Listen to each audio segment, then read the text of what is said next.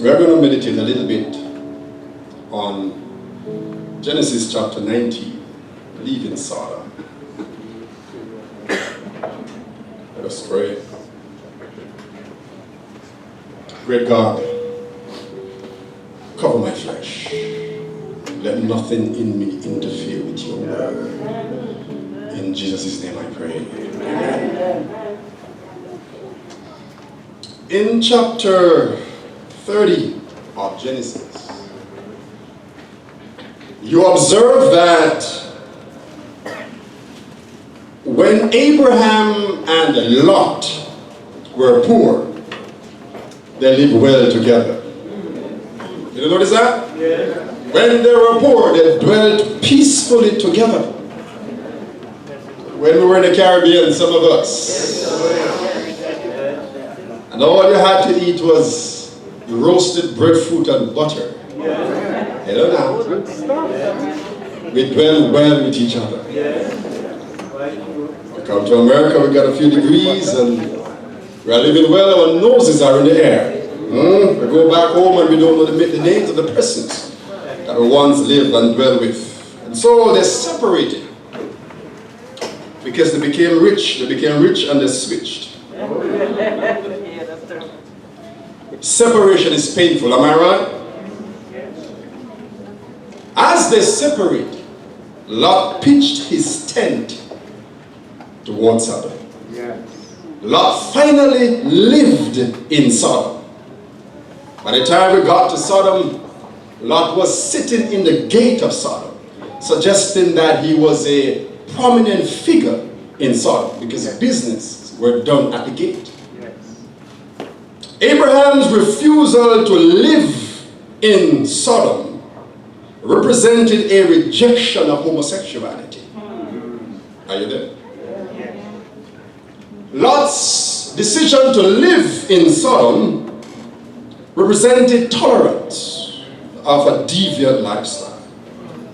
Lot's presence says, I will live with them. That's the way they are. That's the way God made them. Have you ever heard that before? Yes. But the Bible says to us that they left the natural use of the woman and burned in their lust one towards another. They left that which was God's natural order and turned to a deviant order. Am I right so far? Yes. Therefore, God did not create homosexuals. Sin created homosexuality. Are you there, church? Yeah. And the answer to sin is Jesus. The answer to sin is Jesus. It doesn't matter how many therapy you take them through, the answer is still Jesus. Amen. There's no substitute for the blood. Jesus is the answer. In chapter 19,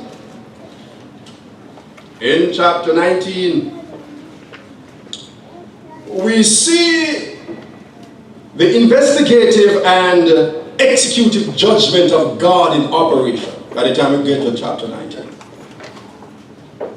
In chapter 19, we see the extinction of a people. Every single person in Sodom died. Call that genocide if you want.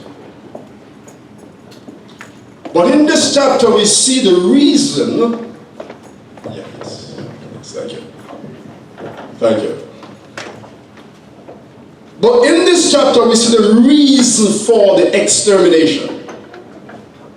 But thank God, in the same chapter, we see grace and mercy. Are you there, church? For God is a merciful God. A merciful God. Turn with me to chapter 19. We will meditate a little bit from there. In chapter 19, verse 1, there came two angels to Sodom at Eden, and Lot sat in the gate of Sodom, and seeing them rose up to meet them, and he bowed himself with his face towards the ground. And he said, Behold now, my Lord, turn in, I pray you, into your servant's house, and tarry all night, and wash your feet, and ye shall rise up early and go on your ways. And he said, Nay, we will abide in the streets all night.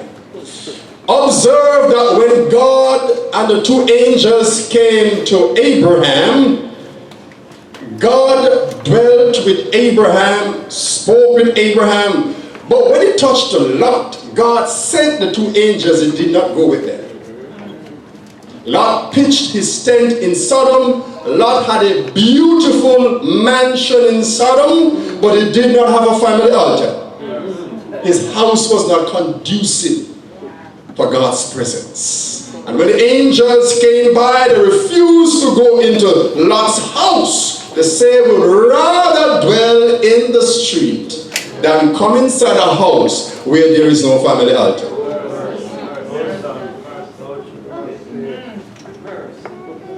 It is your worship that preserves your family. Am I talking to your church? It's your worship that preserves your family. It's your worship life that allow you to entertain God. But thank God, Lot pressed the angels to come in. And in his pressing, he saved his life. Because had not the angels dwelt in Lot's house that night, Lot would have been a dead man the next day. So by entertaining strangers, Lot was entertaining angels. You don't know who you're entertaining sometimes when people come in your house. Am I wrong? Lot pressed them and they came in. But then I go to verse 4, and it says, but before they lay down, the men of the city, even the men of Sodom, compassed the house round about, both old and young, all people from every quarter. Now, I want to listen to carefully. The Bible says, but before they lay down, the men of the city, even the men of Sodom, compassed the house round about, both old and young, all the people from every quarter.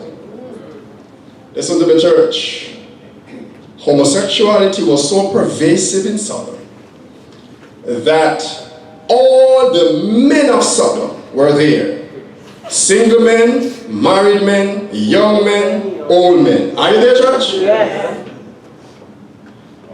They are, I heard just a few weeks ago that right here in Brooklyn, a lady was talking to someone who openly said he's gay. And he said, look here now, a lot of these folk who you see pretending to have a family, a lot of them are bisexuals. He says, I go to the gay clubs and I see who they are. In Sodom, all the men were there. Not some, all. Young and old. All of them were there. What does that mean? It means that sin was pervasive in Sodom. Am I right? It was pervasive. And they called Lot and said unto him, where are the men which came into thee this night? Bring them out that we may know them. We all know what that means, right? I don't have to break that down. We all know what that means. Now, I get to understand that the homosexual community has theologians. And they have churches too. Sometimes you marvel, why is it that sin must take on a religious modality? But it does. So they have their own theologians. And the theologian says that in this passage in Genesis 19, the men did not come to do what we say they came there to do. What they came there to do was simply to be hospitable. To welcome the two handsome strangers. That's what they say as they counter what we preach from the Bible. But look at what Lot said. Lot said to them, do not do so wickedly. Did you get that, church? Yes. Since when hospitality has become wickedness? Oh gosh. Are you with me so far? Yes. These folk were defiant, they were shameless, they were bold. And you are seeing it right around you. Sodom is here, as it was in the days of Lot.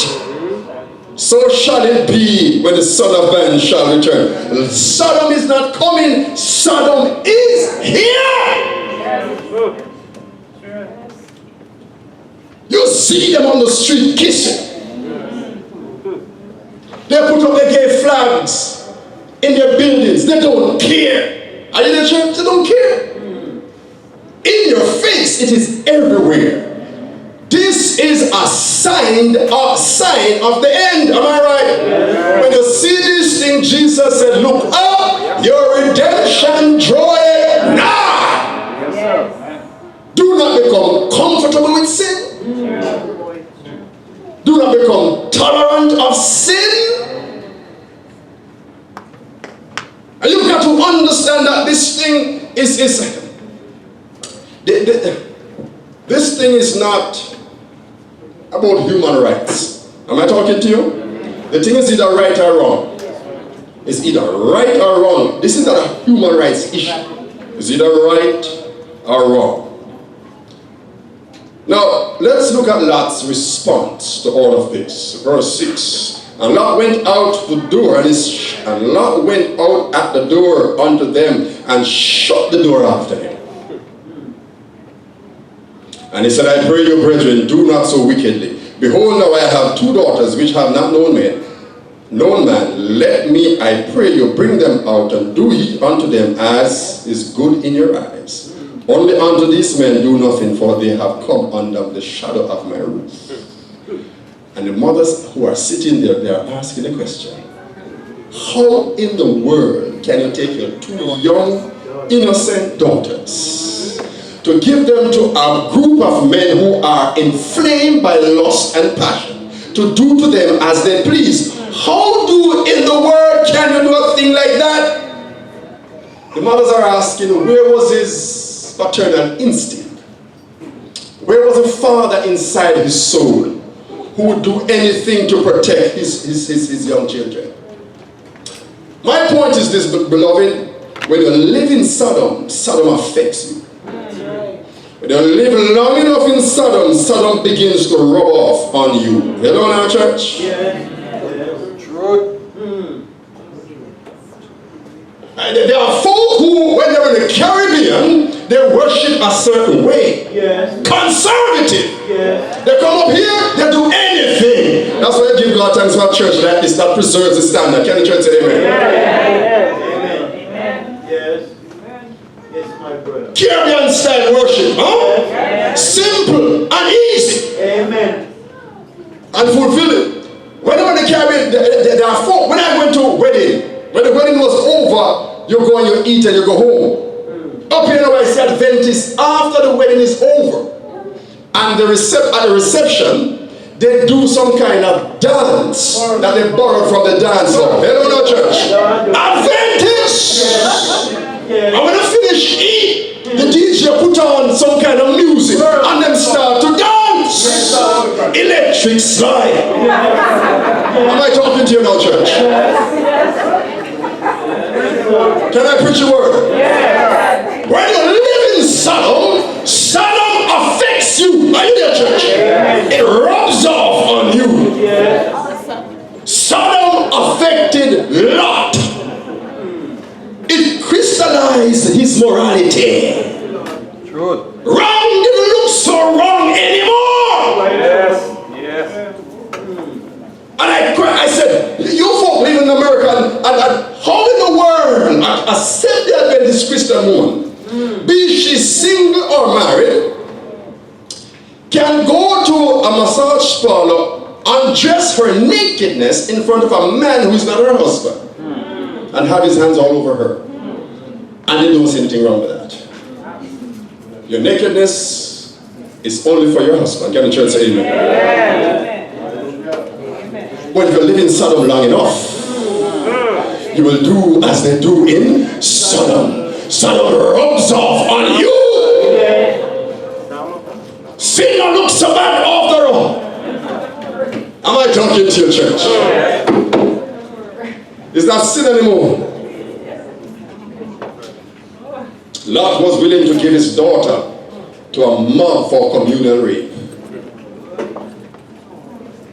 And when verse 9, you got to see the response of the men now to Lot.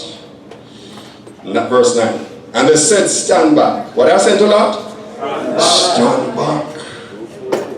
They said again, this one fellow.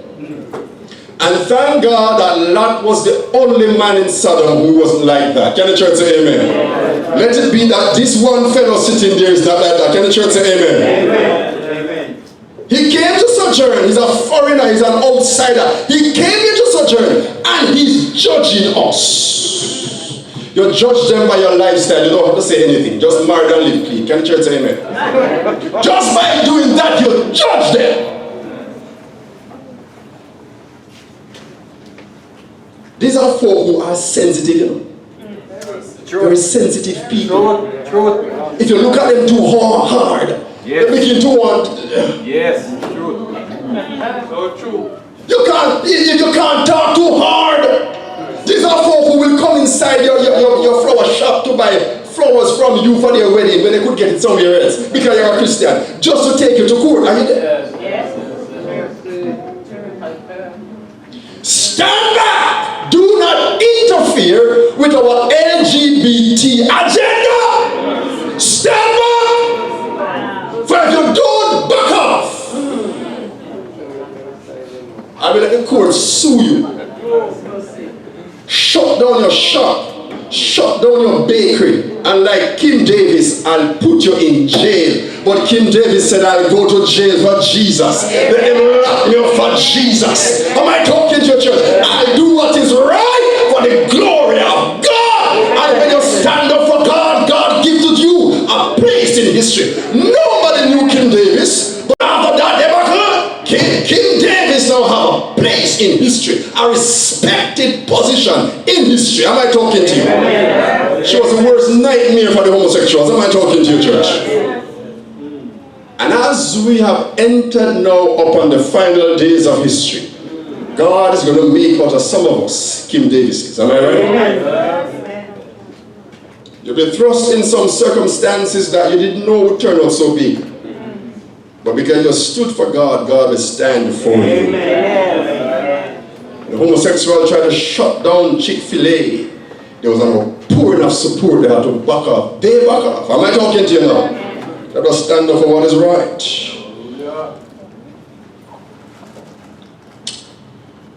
They demand equal rights on the basis of human rights. But this is not a human rights issue. When they shut out black people from bathrooms and so forth, that's a human rights issue. Am I right? This is a moral issue. Is it a right or wrong? And they press, listen to that, and they press sore upon the man, even Lot, and they came near to break down the door. And I want you to understand from that since 1980, there were men in high places who were pressing on the door of the American government. Their position, key people in key positions. And as time marches on, they began to change the laws. They struck down the laws of buggery. And they kept on pressing, until a few years ago, a few men, a few judges, made it legal for same-sex marriage. Am I talking to your church? They were pressing on the door until they got what they want. When you see two men getting married and two women getting married, this is an abomination. Amen. These are folks standing in a place where they ought not to be standing. Can the church say amen? Amen. This is where man have position that which God has condemned as something legal. It doesn't matter how legal they make it, God still condemns it. Can the church say amen? Amen. It doesn't matter how much you change your sex, put on long hair, and wiggle yourself like a woman. Am I talking to you? Still a man. Yeah. You have the bass voice just the same. Yes. You have the tough muscles just the same and the tough jawbone just the same. Am I talking to your church? Yes. You cannot change what God has done. You cannot undo what God has done. On the computer, if you do something and you want to undo it, you simply press the undo button. Am I right? Not so with God's business. God undo what God has done. A woman still a man. And when they, and if you check it out, I get to understand that these folk who are going through these changes, if you with a human heart, a compassionate heart, which you should have to all men, you know now, doesn't matter what they are, and you sit and talk with them, you get to understand that in their past there were so many issues affecting them from they were children, and they had nobody to sit with them and work through these issues. So in their effort to feel balance, the change their sex, when all they need to change is their heart. Am I talking to your church? We've got to love people, it doesn't matter where they come from. Yes. So when I preach what the Bible says, I'm still saying love people, doesn't matter where you find them. Amen. Sit with them, talk with them, pray with them, study with them. But at the end, Yes. You love the sinner, but you hate the sin.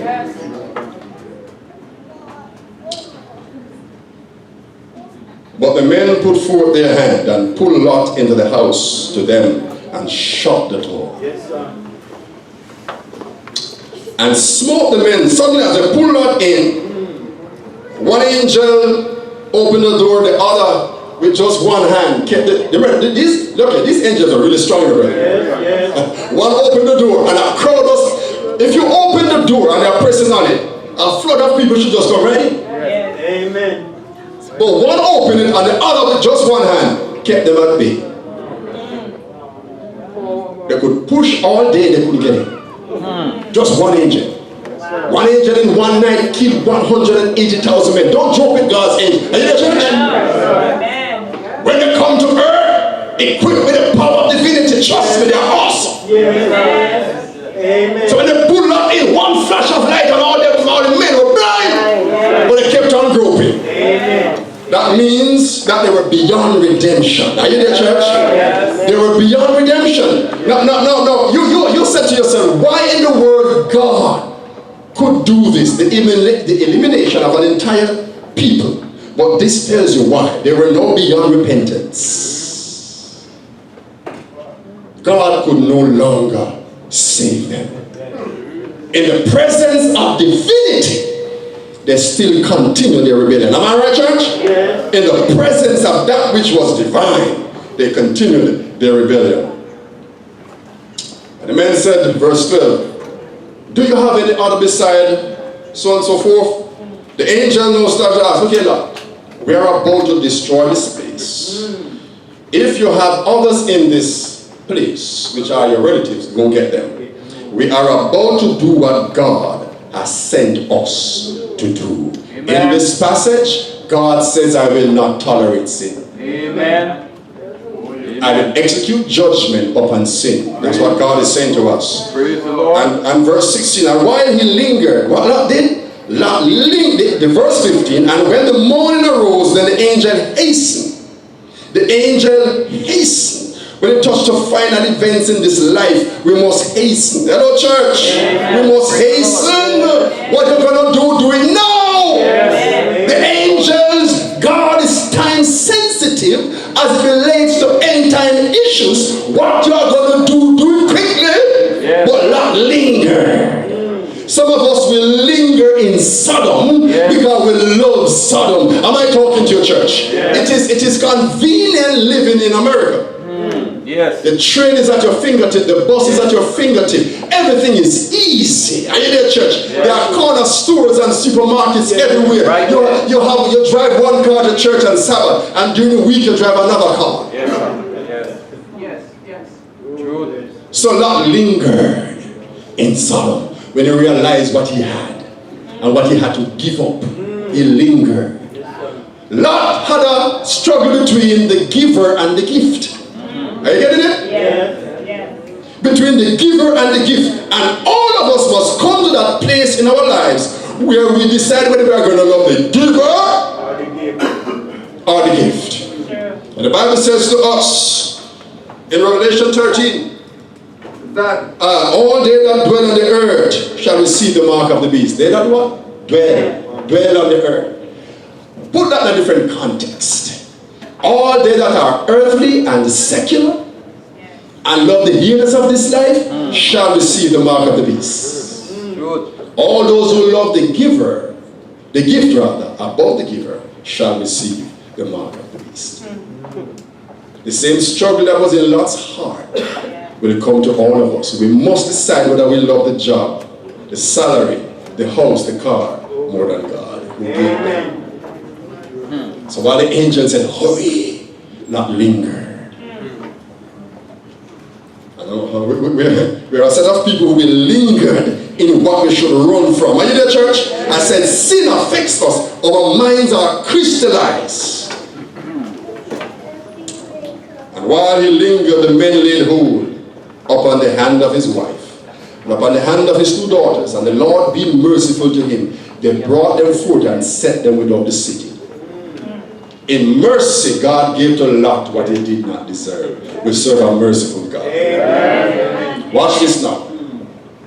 The angel took them out of the city and set them without the city. That's step 1. When you are leaving Sodom, what do?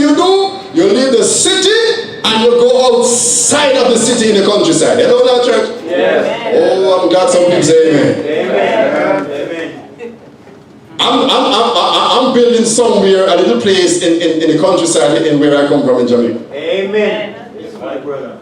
Because I plan to flee Sodom. Am I talking to your church? I plan to leave the city and go to the countryside. And so I'm seeing the steps right here. Step number 1, the angel took them out of the city, put them in the countryside.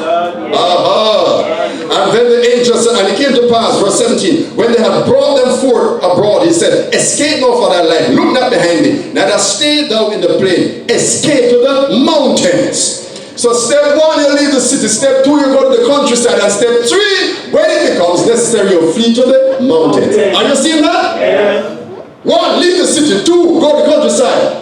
At the appropriate time, you flee to the mountains. And if the alliance there, God will take care of you. Can God shut lion mouth? Lord of lions? Yes, he can. This is the biblical pattern that God gives to us when we are fleeing from Sodom. And I'll tell you something. I get to that. I wait on that. And Lot was still begging. He was still begging. Verse 18 and 9. And Lot said unto them, oh, not so, my Lord. Behold, now thy servant has found grace in thy sight. And if thou and thou hast magnified thy mercy, which thou hast showed unto me in the saving my life, and I cannot escape to the mountain, lest some evil overtake me and I die. Behold, now this city, this one? City. Did God love city life? Yes. I wonder if we love city life. Yes, we love it. I wonder if we love city life. It is convenient, it is easy. The bright lights of the city. That's it. I know you plan to destroy this one, but save it just for me. So I won't be the big city, but give me a little city.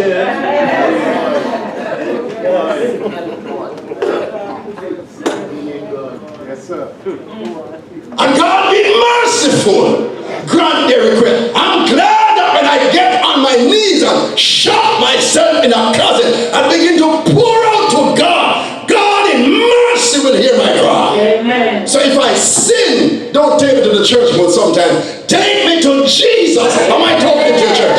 Because at the feet of Jesus, there's mercy at the feet of Jesus. There's pardon at the feet of Jesus. There's healing at the feet of Jesus.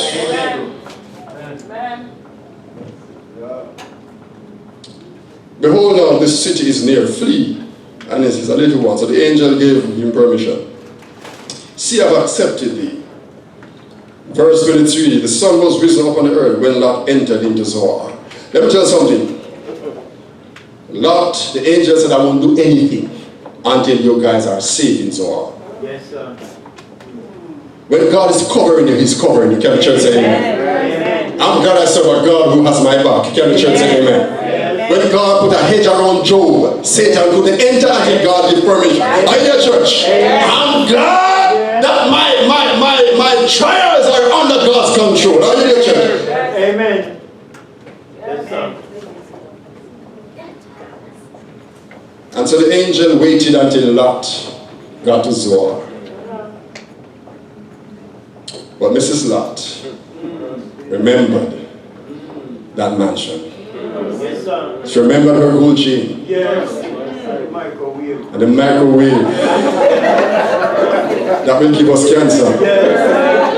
And the Benz and the Audi and the expensive TV they put up on the wall. They don't put them on TV anymore. You with me now? Flat screen and the what?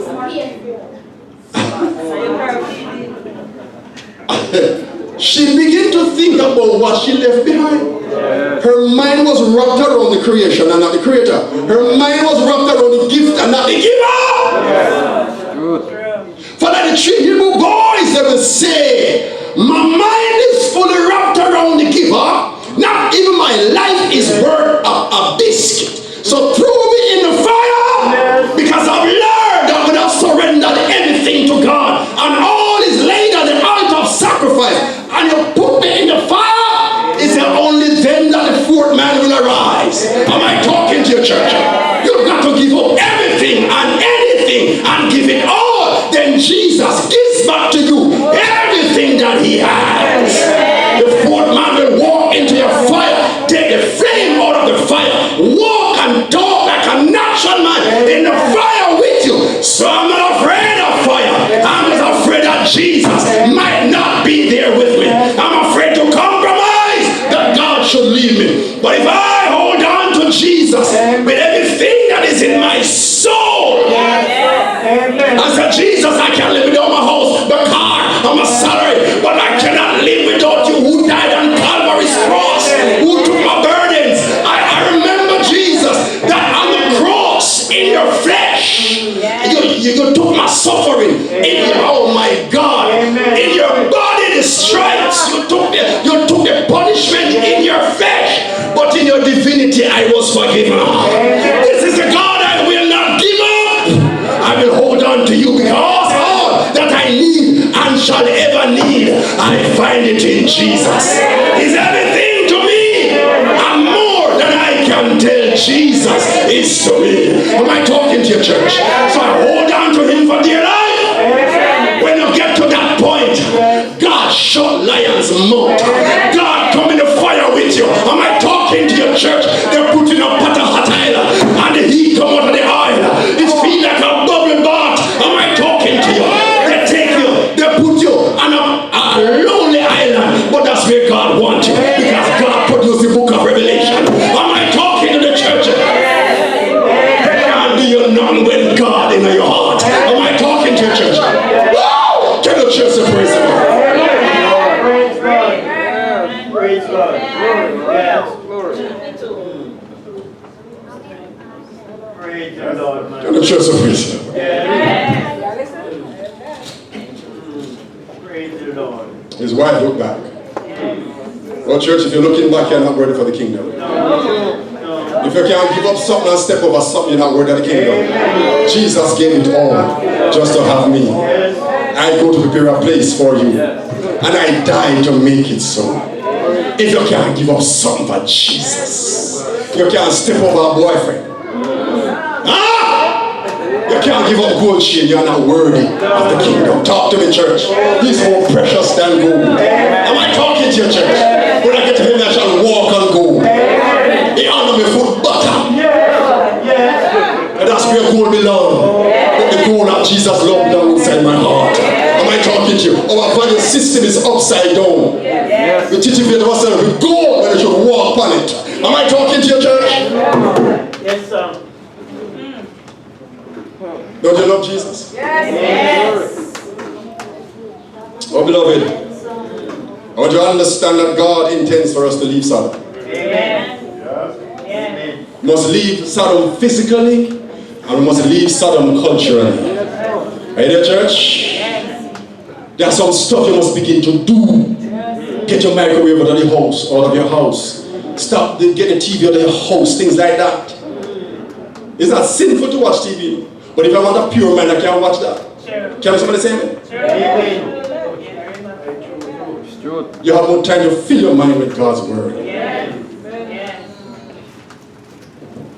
we are seeing some serious signs. Same-sex marriage is serious. Remember when the Pope came and addressed combined Congress, the Pope was standing in a place where he ought not to have been. We are going home, church? We are nearing home. You remember when the Roman army came to destroy Jerusalem? As they planted their banners on the grounds of Jerusalem, God's children remember the prophecy. And they started to flee. Guess what God did? God sent a message to Titus that a relative was dead, and Titus turned right back and went back home and gave God's people time and freedom to go 19 miles to Pella. When you put God's first, God take care of your business. Am I talking to your church? Always make God a priority. The rest is his business. Amen. And when it came back the second time, they slaughtered the Jews who stayed in Sodom, as it were. When the National Sunday Law is passed, it's going to be passed in two phases. First, a family day. And the second phase will be the deadly phase. Are you with me? We are going home. We are nearing home. Now, church, now. What you need to understand is that each administration in America fulfills the agenda of Rome. Yes, true. Are you there so far? Yes. So Reagan gave us FEMA. Yes. FEMA was designed to hold aliens, but aliens are not there now. A lot of people believe that what is now there, it will be a holding place for God's saints. Bush gave us 9/11 the Patriot Act, where they can, as long as they label you as anti-government, or you're not in the interest of the security of the nation, they can pick you up, throw you into prison, throw away the key, you can't go to a lawyer, you can't see your wife and children, they just throw you in prison. The Patriot Act now gives them that power. And they have begun to label Christians as fundamentalists. Are you there, church? It's coming, brethren. It's coming. We are going home. We are the final journey, the final leg. Obama gave them same-sex marriage. Trump! Donald Trump.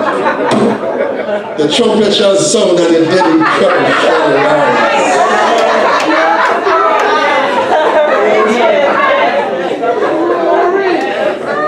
Interesting.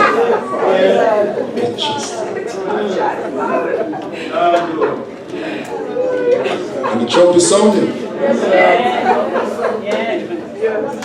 Because watch what is happening. And May 4 of this year, this month, very near, right? Just 4th of May here. And it was what is called the 1954 Johnson Amendment. You've heard of it, right? Where it gave pastors, churches, tax exempt status. And it gave the church what was called the 501c3. 501c3. That's your tax exempt status. Why do you have that? You can't preach against the government and you cannot preach for the government. Are you with me?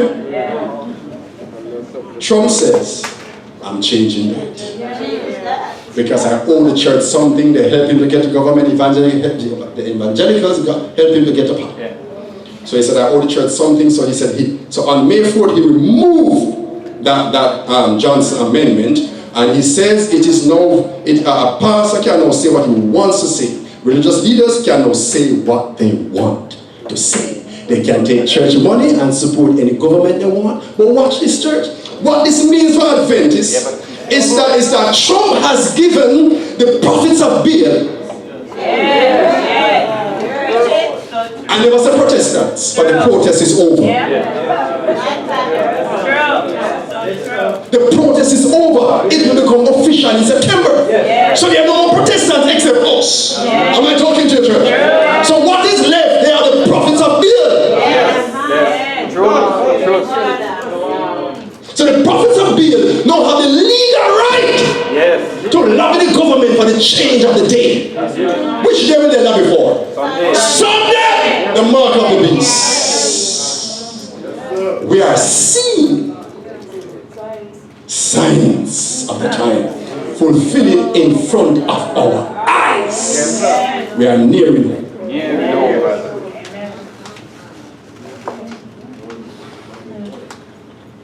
Remember when Kobe was fired by Trump? There are those who believe that it was done because he did not want certain things to come out. You ever heard that? Yes. But now, just on the 18th of this month, the Justice Department appointed a special counsel to investigate the possible connections between Trump and Russia's interference in the election. And the man who headed that is Robert H. Mueller, former FBI director. In my mind, you know what this means? What this means? They plan to get him. Yes. Yes. And they will. Yeah. They are going to impeach him. And when they do, guess who they will put in place? Pence. Say it again? Pence. Pence is the boy. Pence is the man. He is a dedicated Jesuit. He called himself an evangelical Jesuit. Trump said that Pence is a deeply religious man. And Pence is a dominantist. They believe in ruling the world and that the state must be obedient to the church. Which church? You are in this church? No. No, it's not the Catholic Church. Do you see what's happening in church? Yes. Yes. Yes. If we absorb the culture of Sodom, we can't see nothing what God is trying to show us. We are nearing home. Yes. But before the Sunday is passed, God wanted to do one final thing for his people. He wanted to seal us. Amen. Amen. You can't get sealed while you're breaking God's commandments. No. You can't, and then I said, not one person will be sealed who is secular in spirit. You can't love the world and love God at the same time. One foot in one. Both foot must be on the ground with Jesus. And the sealing includes Sabbath keeping. You've got to do that. You've got to. But the real seal is the stamp of Jesus' character in my soul. So I become gentle, meek, mild, loving, selfless, loving. Mercy. My God, the Bible tells me that I was predestined to be conformed to the image of Jesus Christ. Let this mind be in you, which was also in Christ Jesus. Which means that on resurrection morning I shall look like Jesus. Am I talking to your church? For he's preparing me for translation.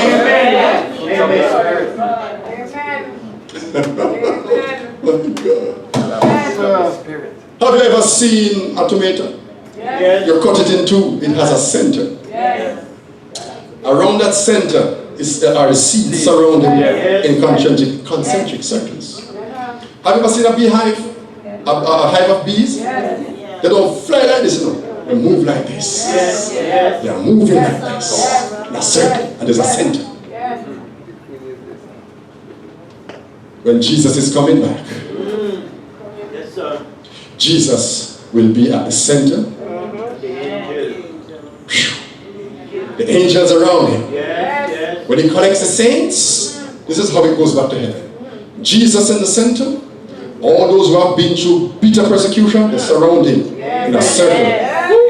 The crowd that no man can number is on the periphery. And then the angels are on the further periphery. And then like a beehive, they start to spin. Amen. Going out. Ezekiel said it was like a wheel in the middle of a wheel.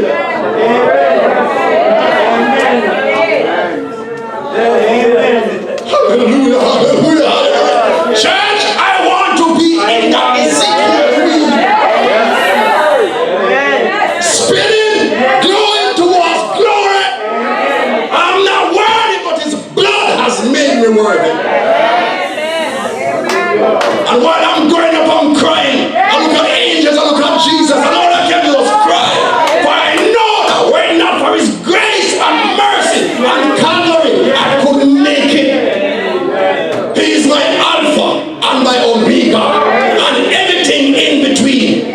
my present life, He's my death, He's my resurrection, He's everything I shall ever need. Am I talking to you, church? It's more than life to me. Amen. Thank you, Jesus. In that wheel, Yes. you're going to have black people, Oh, yes, sir. white people, Indians, Chinese, Pygmies, Africans. Am I talking to your church? And a whole lot of women. For more women are more women are more accepting of the gospel than men. Amen. Right true. And when we're in that wheel, they're going to ball it, they're going to have it. No, sir. I shall have long flowing hair. As the wheel is spinning, my long hair is fluttering.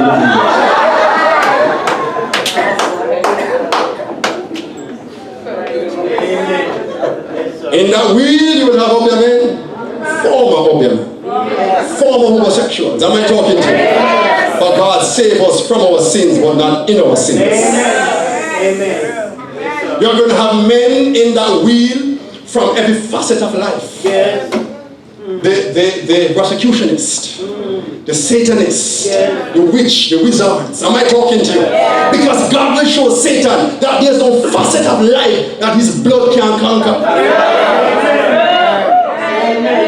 Yes, sir. The blood that gives me strength. From day to day, it shall never lose its power. It reaches down to the lowest valley, and it reaches to the highest mountain. That blood that gives me strength. From day to day, it will never lose its power. So wash me under the blood. Dip me under the blood.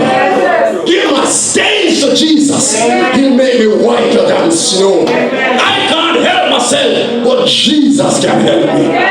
So take me home, Jesus. Take me home.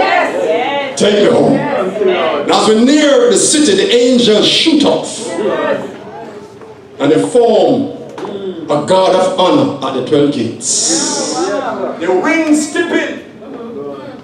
And you and I, who are born in sin, shaping in iniquity, will go through our appropriate gates. I don't know which gate I'll go through, but we'll go through one. And as you go through, you're looking around. You say, Jesus.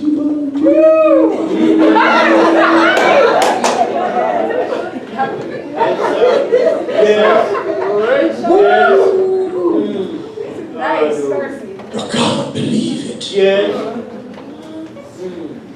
It is real. Believe it. As the angels give us a tour, we cry.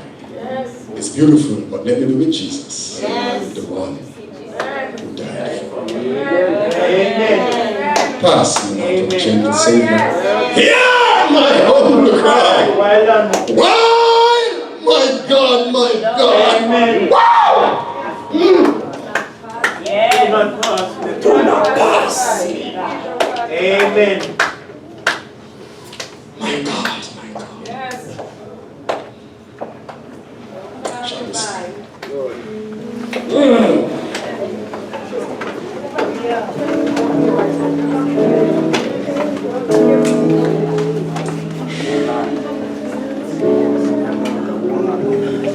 Do not pass. Amen.